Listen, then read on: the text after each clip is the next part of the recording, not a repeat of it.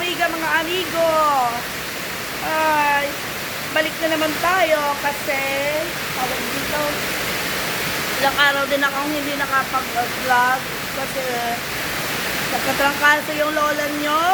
Pasensya na kayo. Kaya heto, ayan, yung ulan, grabe.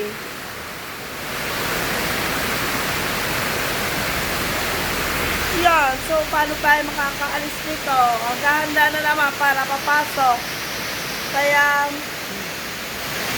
pagtitilahin muna natin yung ulan bago tayo alis. Paano naman-vlog yung ang salamin ko? Yan. No, di ba? Parang vlog yata nakuha ng ano ko.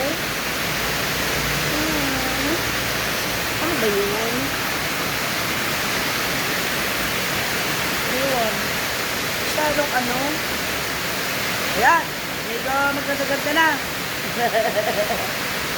Ano na eh, kasi masyadong maliwanag at ako'y ano, tawag dito, nagbibihis. Oo, nagbibihis ako para papasok. Yun. Oo, ay. Kaso nga lang, umulan, kaya dito muna tayo sa bahay.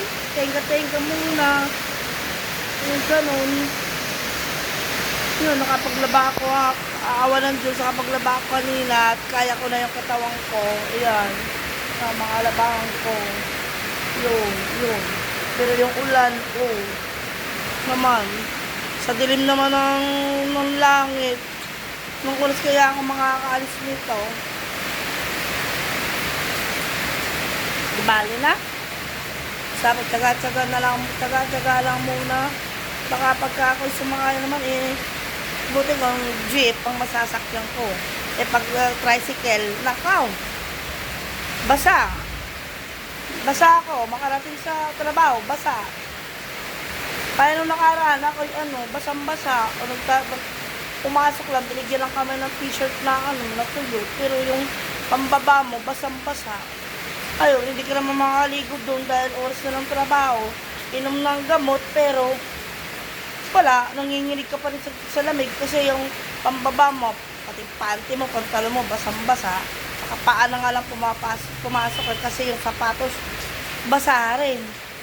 Biglang buhos ng ulan Nakarating na ako sana doon sa highway, sa Sumaag. Pagdating doon, wala. Hindi ka rin makatawid, wala ka rin doon, wala ka rin masisilungan doon. Tsaka yung payong ko, naiwan sa bahay kasi pag alis sa bahay, hindi naman makulimlim, mainit naman. Pagdating doon sa may Sumag, malapit na sa city, ayun na. Dumilim na yung paligid. So, wala kang magagawa. Anong magagawa mo? Hindi. Pasok ng basa. Hindi ka rin wala kang mabibila ng mga damit doon sa Transcom. Puro kainan lang nandun. Pag gusto mo, bibiyahe ka pa, papunta pa doon sa downtown. Ang layo nun. Kaya pasensya na kayo, mga viewers ko at mga kaibigan ko, okay? Mga kaibigan natin, OFW dyan. Ingat-ingat kayo. Dasal-dasal lang, mga mare.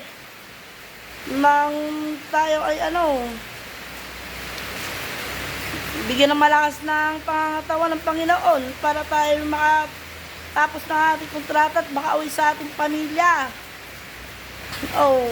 Sige. Mamaya ulit at ako'y BBS, parang huminahina na ng kaunti. Sige. Bye, ingat kayo lahat-lahat dyan. Salamat. Pasensya lang kayo. Yan lang ako mag-vlog ulit.